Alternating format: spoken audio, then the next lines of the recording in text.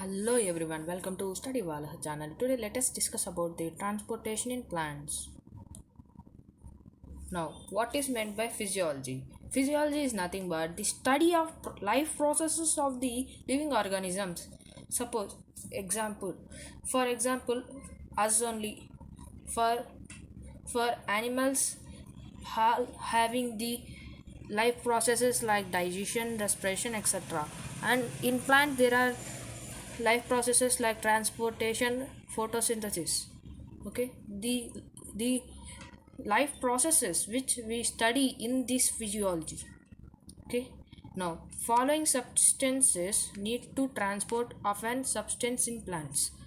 Okay, we need to transport any substance. We need four four substances that are: one is water, second one is mineral nutrition, third one is organic matter, is also called as food or photosynthesis, or fourth one is plant growth substances, and then are phytohormones. Phytohormones are nothing but in us hormones like in plants hormones. Okay, the types of transports based on distance. There are two types of transports based on the distance. They are: one is short distance transport, second one is large distance transport. Now let us see short distance transport. The distance is very less, means too short, the transportation is very less. Okay, means now long distance transport, the distance is more, and it is by xylem and phloem. It is also called as translocation. Translocation is nothing but transport over long distances proceeds through the vascular system, which is xylem and phloem, and it is called as translocation. Okay, now on direction, there are two types of transportation. One is unidirectional, one is bidirectional.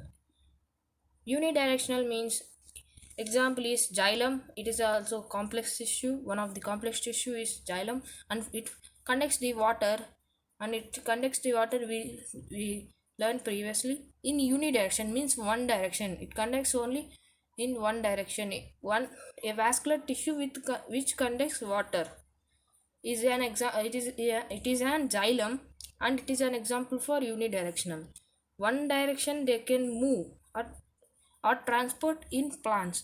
In one direction only they will transport from bottom to high. Now bidirectional example, best example is phloem, and it is also an complex tissue. It conducting food and mineral salts. One or more direction they can transport in plants is known as bidirectional transportation. You can see in below figure also, there are it is transporting in two directions. Now, means of transport, there are two types of means of transport. One is active, one is passive. Now let us discuss about active. Active means it is against to the concentration gradation, means nothing but low to high concentration, and the differences in the concentration substance between two surface areas means concentration area. Concentration gradient. Concentration gradient is nothing but the differences in the concentration substances between two surface areas. Okay, the lower concentration to higher concentration, it would be the active concentration. So we called as, you can also called as uphill transport. The energy is used for transport and substance in plants. Now these are more sensitive to temperature and inhibitors. Inhibitors is nothing but an chemical which stops and function. Okay, if temperature is high, it will it may die or killed, and if chemicals are inhibitors are fall on it, the function will stops and it will die. Now let us see the some points of NCERT. There are in transport. Active transport uses energy to transport. Active transports takes energy from the plant to transport or and pump molecules against the concentration gradient, means nothing but low to higher concentration. Active transport is carried out by specific membrane proteins. Okay. Hence, different proteins in the membrane play a major role in both active as well as passive transport.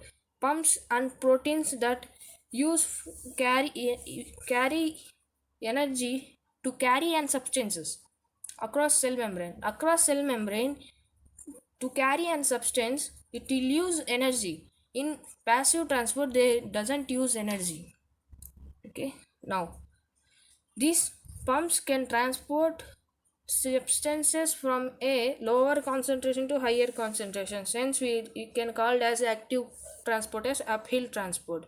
Transport rate reaches a maximum when all the protein transporters are being used or are saturated. Like enzymes, the carrying proteins in very specific in what it carries across the membrane. These proteins are sensitive. The inhibitors that react with protein side chains. Okay. Now let us see about passive transport.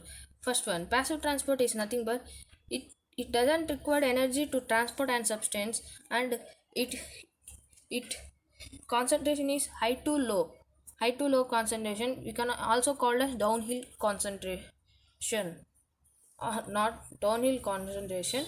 The concentration point of view, it is downhill concentration, and the passive transport point of view, it is downhill transport. Okay. Now, non-sensitive to temperature and inhibitors. If temperature increases, it is not sensitive.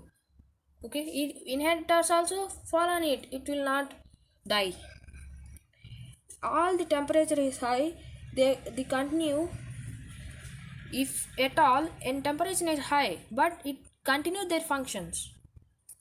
Now let us see some characteristics differences between the active and passive transports. Definition. Here the energy uses for pumping the molecules here doesn't uses for pumping molecules energy. It is through passive through concentration gradient, and active is against to it. And energy is required which is in form of ATP in active. In passive, no ATPs are required. Okay. Now here active transport is pumps upwards molecules upwards. In the passive transport, the molecules are moved downwards. Okay. Now, what is meant by diffusion? Diffusion is in passive in nature and from low to high concentration means active. It is passive na, so it is high to low concentration. Downhill transport is exhibit in diffusion.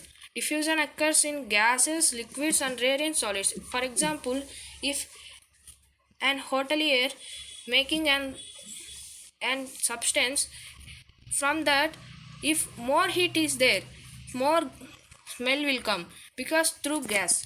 The process is called diffusion, but in solids it's rare. Okay. Now, factors affecting diffusion. There are four factors that affect the diffusion. Temperature. If temperature high, diffusion high. If temperature low, diffusion low. Okay. Next, density. According to Graham's law, diffusion is inversely proportional to square root of density. So it is also factor for diffusion, affecting for diffusion. And surface area, example alveoli. Okay. Next, fourth one is concentration gradient. It is passive. Okay, it will also affect. Now, diffusion pressure. It is not in NCERT, but I am explaining. Kinetic energy in the molecular molecular substance or molecule is passive, means high to low concentration, downhill transport. Okay. Now, facilitated diffusion. It is passive in nature. The diffusion rate is depends on the size of substances. The diffusion of any substances across membrane also depends on the its solubility in lipids. Lipids are nothing but they contain more fat. And substance have hydrophilic moiety, means hydrophilic moiety is not passes through the lipids, it will passes through only water. Okay. A concentration gradient must already be present for molecules to diffuse, even it facilitated by proteins. The process is known as facilitated diffusion. Okay. Now facilitated diffusion cannot use net transport of molecules from a low to high concentration, and facilitated diffusion is very specific. It is allow cells to select select substances. And here we can see that one protein which is called as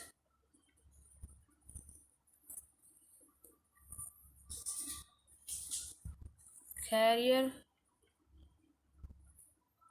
carrier carrier protein. Okay, it is called as carrier protein. Now let us see some more information about it. The carrier protein. The proteins form channels in the membrane by molecule pass through. Some channels are always open, other can be controlled. Some are large, allowing a variety of molecules to cross the porins. The porins, the porins are proteins. The porins are proteins. The porins are proteins. The porins are proteins, which is an type of an carrier protein. Okay, porin is a type of carrier protein, and that forms a large pores. Porins are large pores and large pores, and in outer membrane of plastids, mitochondria, and some bacteria. Okay, small proteins to pass through, allowing molecules small proteins it will allow, and shows an extracellular molecule bond. In this figure 11.1, this is 11 11 11.2. This is 11.2 figure. Now I am explaining about the 11.1 figure. It is in NCRT, you can see it. It and shows an extracellular molecule bond to transport protein. The transport protein that rotates release the molecule inside the cell. Example, water channels. The water channel is made up of 8 different types of aquiporans. 8 aquiporans to form an channel. Okay, to form an channel.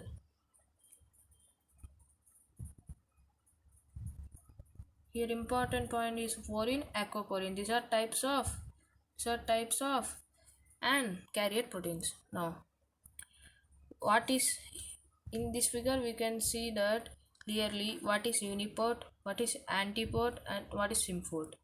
Uniport means a molecule moves across a membrane which is independent to other. Means let us take carrier protein.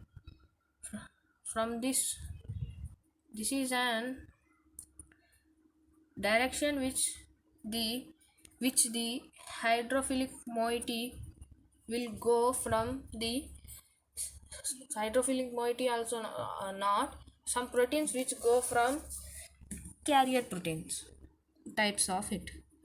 One is symport, one is antiport, one is uniport. Uniport means a molecule which is passing through in unidirection of carrier cell. Let us take it is an carrier cell. If it is go like this is an uniport. If it is go like this and another one also like this, it is symport. And if one is going like this, another one is going like this, it is antipode.